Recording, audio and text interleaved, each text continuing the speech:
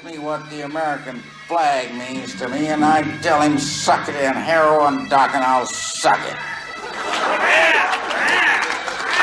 He says I got the wrong attitude. I should see the chaplain get straight with Jesus. And then, with the tears streaming down their lousy pink faces, the do-rights leap up as one man and bellow out the Star-Spangled Banner. So, someone asked Genet when he started to write, and he said at birth. Mm-hmm. Now, that doesn't mean that there's something particular in the chromosomes of a writer, but it does mean that all his experience is focused in that direction long before he puts pen to paper or sits down at a typewriter. El mayor delito del hombre es haber nacido. What's that in English? That means the worst elite or mistake, you could say, is to have been born in the first place. Well, you know, this planet could be a reasonably pleasant place to live if everybody could just mind his own business and let others do the same. But a wise old black faggot said to me years ago, some people are shits, darling. Right into the subject of language, the way it is used in our culture, in the Western alphabetical culture, and techniques that have been found, like cut-ups, to counter the effect of a language becoming more and more abstract and meaningless. Well, yes, you see, I'd spoken about the artists making people aware of what they know and don't know that they know. That is, the cut-up is really much closer to the actual facts of perception. As soon as you look out the window, look around the room, walk down the street, your consciousness is being cut by random factors. Life is a cut-up. So the cut-ups are really closer to the actual fact of perceptions, of human perception, than, should we say, narrative, straight narrative, linear narrative. See, the cut-ups was not my idea, it was Brian Geison's idea. It's essentially a painter's idea of applying the techniques of painting to writing. This was the montage technique, which was pretty old hat, actually, in painting. Well, there's a theory of saying that all things are happening at the same time, and only because we live in a certain way of time, of looking at time, that we feel that it's all lined up in one line, coming from one point and going to another point. Well, yes, but this is chronological. Yes, but this is just part of the. It's integral in the part of the word medium. We know that things are happening simultaneously, but there's just no way of doing that on a page. You can't do it. If you try, it just wouldn't work. You could say, well, here is one column, this is going on at the same time, that is going on, and that is going on, but it's just not going to work. You can do it much better, of course, in painting. You can do it, come closer in cinema. Film. Yes. In the film, yes. A page, a printed page. Thank you. How does it seem to you now? Good. Thank you. Does it seem to be persistent? Good. Thank you. Look at that picture. Good. Thank you. Good. How does it seem to you now? Thank you. Good. Look at that. Thank you. Where are we now? Thank you. Good. Seem to be persisting? Thank you. Good. Oh. Good. Thank you. Hello. Hello. That picture. Yes. Good. Thank you. How does it seem to you now? Good. Thank you. Does it seem to be persisting? Good. Thank you. Look at that picture. Good. When do you stop exposing yourself in public? President, not me. I don't have the qualifications. Let kings and presidents keep the limelight. I prefer a whiff of coal gas as the sewers rupture for miles around. I have made a deal on the piping, which has bought me a $30,000 home. And there is talk in the press of sex cults and drug orgies carried out in the stink of what made them possible. Fluttering from the roof of my ranch-style house, Old Glory floats lazily in the tainted breeze. But there were sullen mutters of revolt from the peasantry. My teenage daughters is cunt deep in shit. Is this the American way of life? I thought so, and I didn't want to change. Just sitting there in my garden smoking the sheriff's reefers. I sure did a sweet thing with those pipes, and I'm covered too. What I got on the governor wouldn't look good on the front page, would it now? And I have my special police to deal with vandalism and sabotage. Oh, handsome youths, languid and vicious as reptiles, described in the press as no more than minions, lackeys and bodyguards to His Majesty, the Sultan of Sewers. Thoughts of youth, long, long thoughts. Then I met the gubernatorial candidate, and he looked at me as if trying to focus my image through a telescope, and I felt the dream slipping away from me, receding into the past. Dim, jerky, far away, the discreet gold letters on a glass door. Glass door, William S. Burroughs, Commissioner of Sanitation.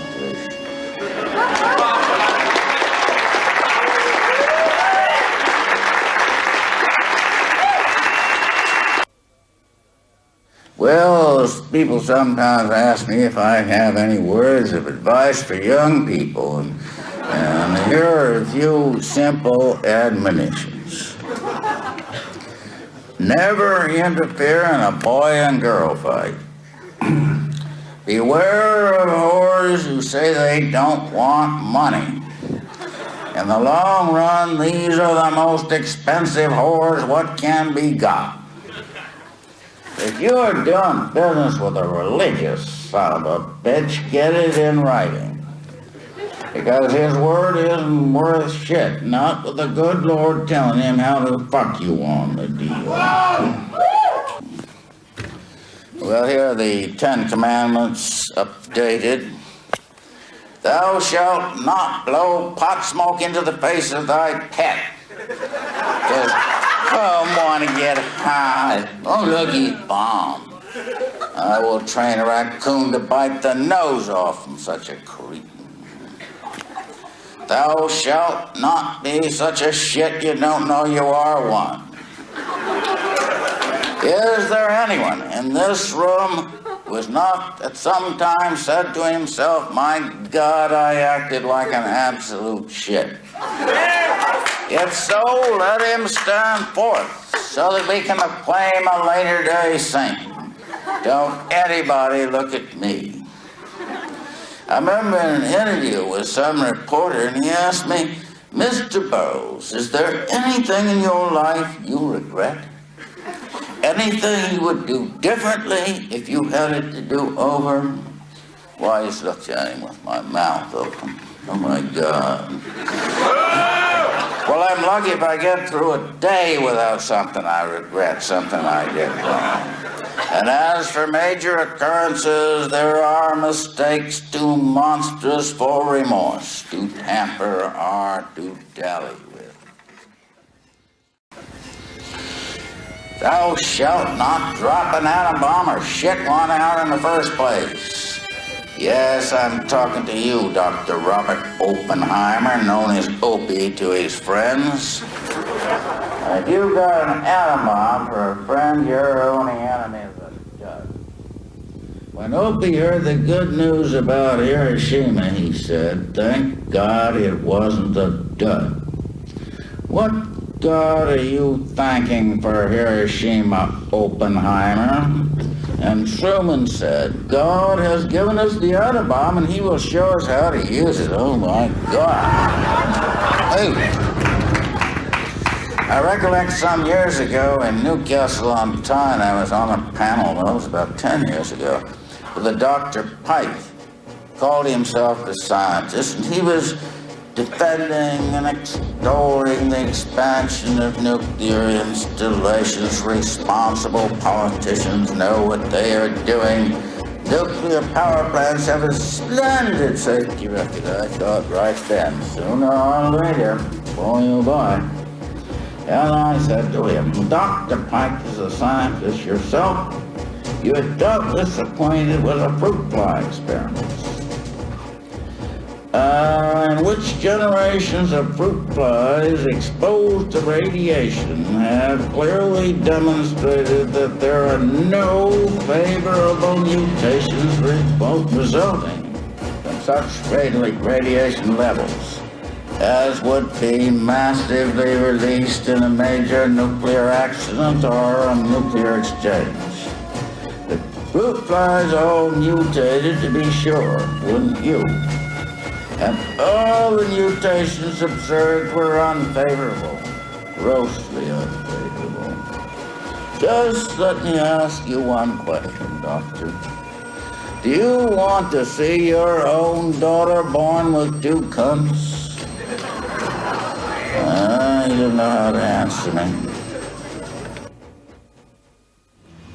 One German writer, Gottfried Benn, he phrased a saying that the word is the prick of the mind. That's how he put it. I'd like to get into what is the nature of word.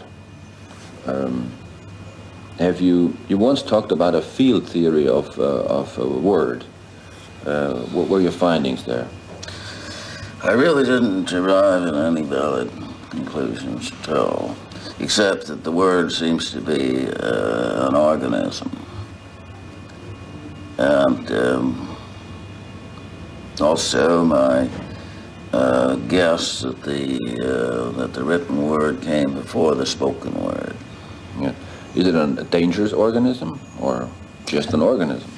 Well, it depends. It can become dangerous. It acts like a virus, that is, in that it replicates itself. Of course, a virus would not be recognized as a virus, can only be recognized as a virus by its symptoms. And a virus that produced no, should we say, psychopathological symptoms would not be recognized as a virus. The symptoms of the virus, where could you detect them when you, in words or language? Well, you could, one thing you could detect them is that it is compulsive and involuntary. Mm-hmm. It's very difficult for anyone to stop their flow of words. Most people don't try, but if you try, you find it is extremely difficult. So here's something that's happening against your will, actually. Mm-hmm. Yes, that's something that indicates an influence from the outside. What about the language of the mass media, or the political language, the demagogic language? Is that influenced by it too, or is it just a byproduct? Of course, the political language is always concerned with generalities. They don't want to be precise. It's deliberately being used to confuse rather than to elucidate. The difference between a writer is trying to evoke clear images through language, rather an awkward instrument. But a politician is trying to do just the opposite. He's trying to cloud issues rather than clear them. Now, the writer is mainly, of course, concerned or working with the word, but we have a multimedia effect right now going on. I mean, keep saying we. You can notice it everywhere, like music is very important, pictures is very important. Oh, yes, you have the film medium in which you have words and music and images. Certainly. Could it be helpful for a writer to go out into other medias, like film? Well, like you've been on records with Laurie Anderson, and you have been in films. Is that? Well, since you go into films, then you're in yet another medium, and you do what you can. You do well or you don't do well. Simply as a different medium. He has gone away through invisible morning, leaving a million tape recordings of his voice behind, fading into the cold spring air, posed a colorless question.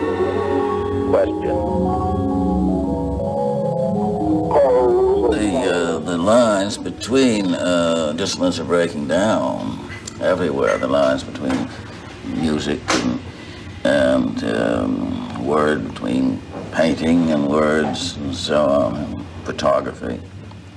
There's a general tendency for the media, the disciplines to be breaking down, the lines to be breaking down. Thanksgiving Day, November 28th, 1986.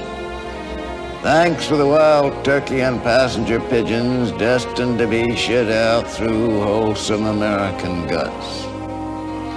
Thanks for a continent to despoil and poison. Thanks for Indians to provide a modicum of challenge and danger. Thanks for vast herds of bison to kill and skin, leaving the carcasses to rot. Thanks for bounties on wolves and coyotes. Thanks for the American dream to vulgarize and falsify until the bare lies shine through.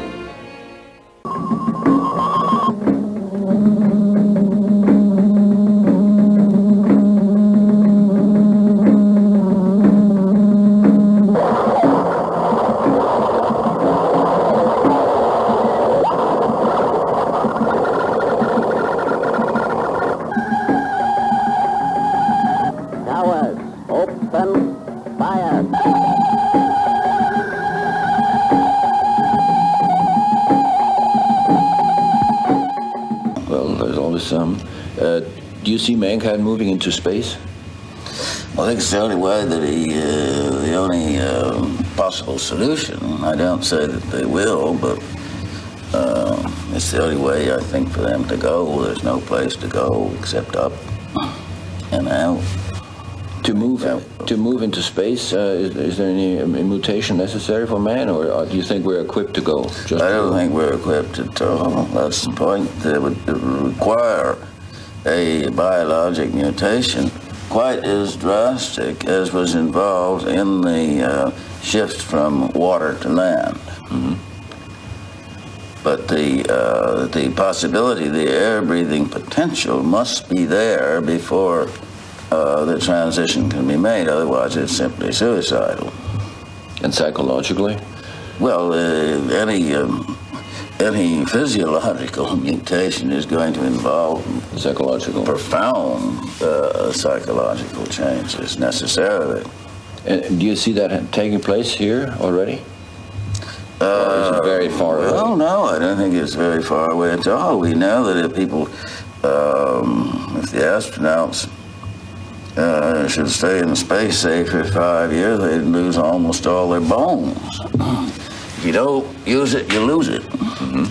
And skeletal structure has no use in a weightless environment.